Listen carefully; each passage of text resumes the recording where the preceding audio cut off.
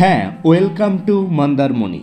But এই ব্লগে আমি হোটেল সংক্রান্ত আলোচনা, রুম রেন্ট, বাজেট বা কোথা থেকে কিভাবে আসবে সেটা নিয়ে করিনি।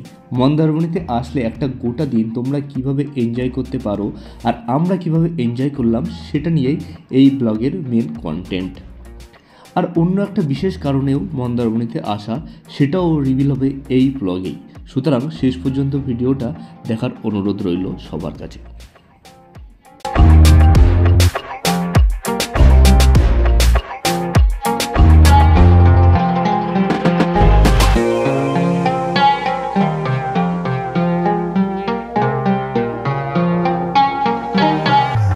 গ্রুপের সবাই একত্রিত হয়ে ক্যাম্পাসের মেন গেটে সিকিউরিটি পারমিশন নিয়ে আমাদের গাড়ি একে একে ফ্লাইওভার ক্রস করে সবুজ ধানের মাঠ আর দিগন্ত জোড়া জলাশয়গুলো পিছনে ফেলে এগাতে থাকলো মন্দারমণির উদ্দেশ্যে।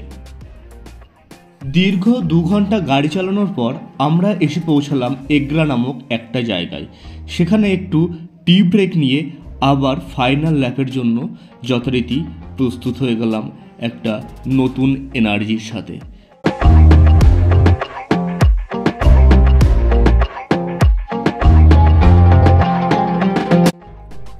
আড্ডা, ইয়ার্কি আর গসিপসের মধ্যে কখন যে আমরা মন্দারমণি এসে গেছি বুঝতেই পারিনি। রাস্তার দুই পাশে শুধুই রিসর্টের পোস্টার।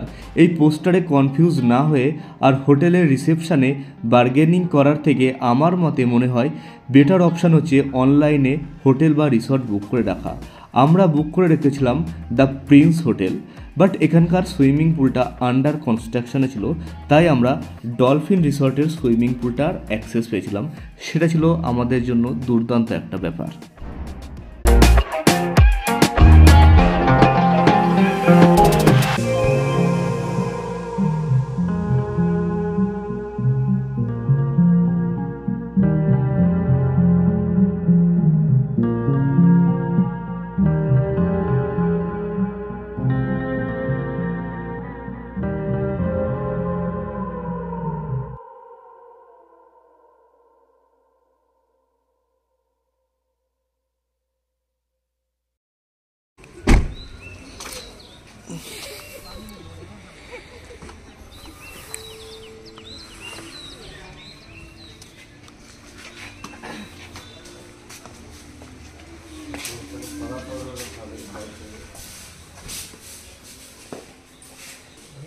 টোটাল তাহলে আপনার দেবেন 3000 প্লাস 1000, 4000 টাকা পড়ে যাবে। একটু চলে আপনাকে 3 দিন।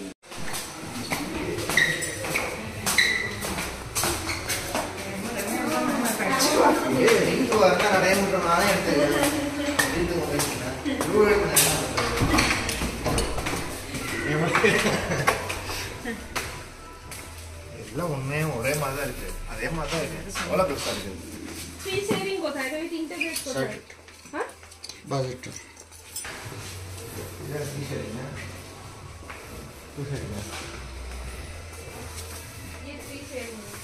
तो ऐसे 2 चाहिए और एक डिलक्स चाहिए ना।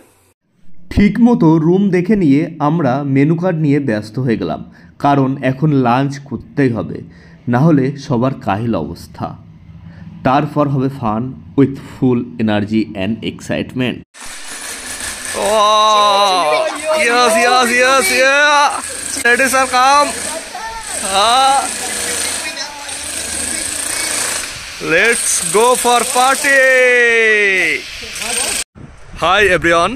তো তোমরা দেখতেই পাচ্ছ আমরা অলরেডি মন্দারমণির বিচে চলে এসেছি। সবাই যে যার মতন আনন্দে আত্মহারা। বিচে অলরেডি নেমে পড়েছে আমাদের গ্রুপের অনেকেরই। এখানে একদিকে দাঁড়িয়ে আছে ঘোড়াটা আমি শুনলাম একটু কস্টলি, বাট চড়ার ইচ্ছা আছে, দেখি। ওদিকে দূরে ছেলেপেলে ক্রিকেট খেলছে, অনেকটাই lonely as compare to Digha beach. তো ইতিমধ্যে আমি একটা ফুটবলও কিনে নিয়েছি, এখন খেলবো, এনজয় করবো। ওইদিকে আছে speed boat. Let's enjoy the moments.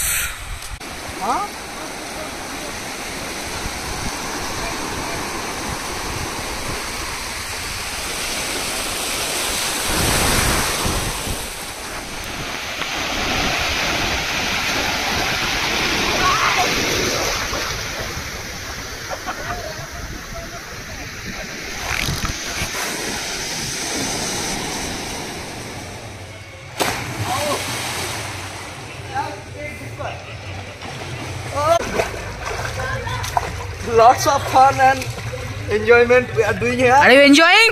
Yes! Woohoo!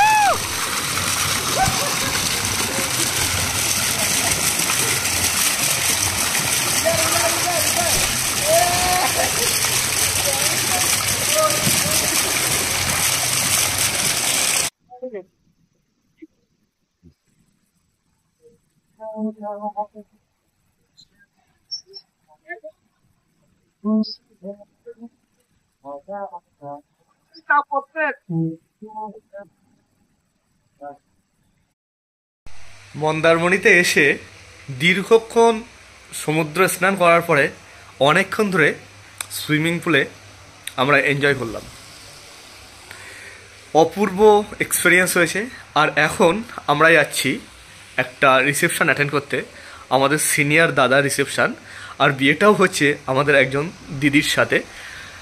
দিদি এখন আপাতত আমাদের সঙ্গেই পিএইচডি করছেন, আমাদের সিনিয়র। আর দাদার পিএইচডি হয়ে গেছে, এখন জব করছেন। আমরা এখন বাড়াবো মন্দারমণি থেকে, যাব কাথি, হয়তো আধ ঘন্টা মতো টাইম লাগবে যেতে। আর তোমাদের আমি ব্যালকনি থেকে আমার পিছনের ভিউটা দেখতে পাচ্ছ, মন্দারমণিতে কত সুন্দর ভিউ, সুন্দর জায়গা। একদিনের ট্যুর এত সুন্দরভাবে কাটছে বলে বোঝাতে পারবো না। Just a nice experience. সামনে কি কি হচ্ছে দেখাচ্ছি, সঙ্গে থাকো।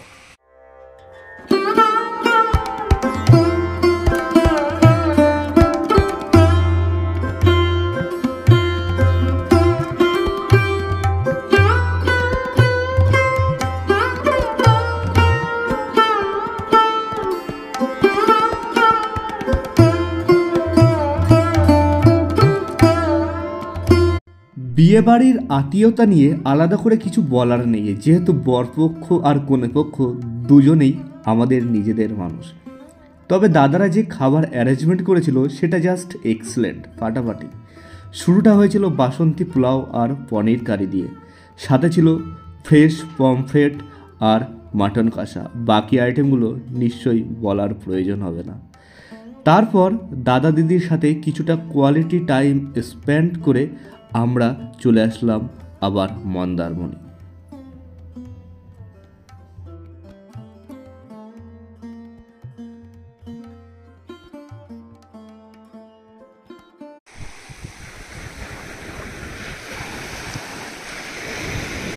হে গুড মর্নিং আরও একবার।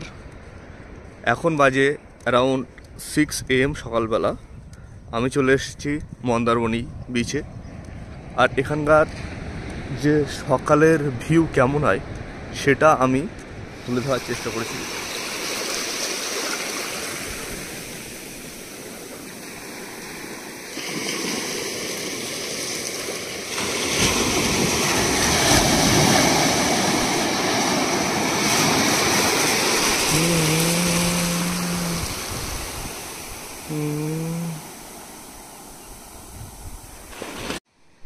বেলা বেশি হওয়ার সাথে সাথে আরও অনেক ট্যুরিস্টদের আনাগোনা শুরু হয়ে যায়, আর সাথে শুরু হয়ে যায় বোটিং। হর্স রাইডিং আমরা না করতে পারলেও বোটিং করার অ্যাডভেঞ্চারটা আমরা কেউই মিস করতে চাইলাম না।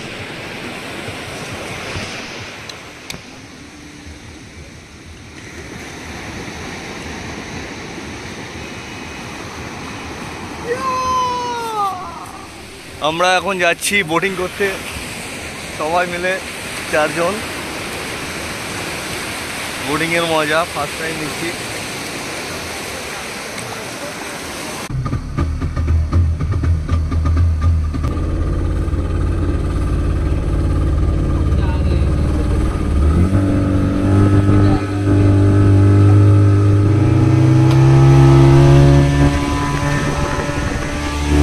ইদান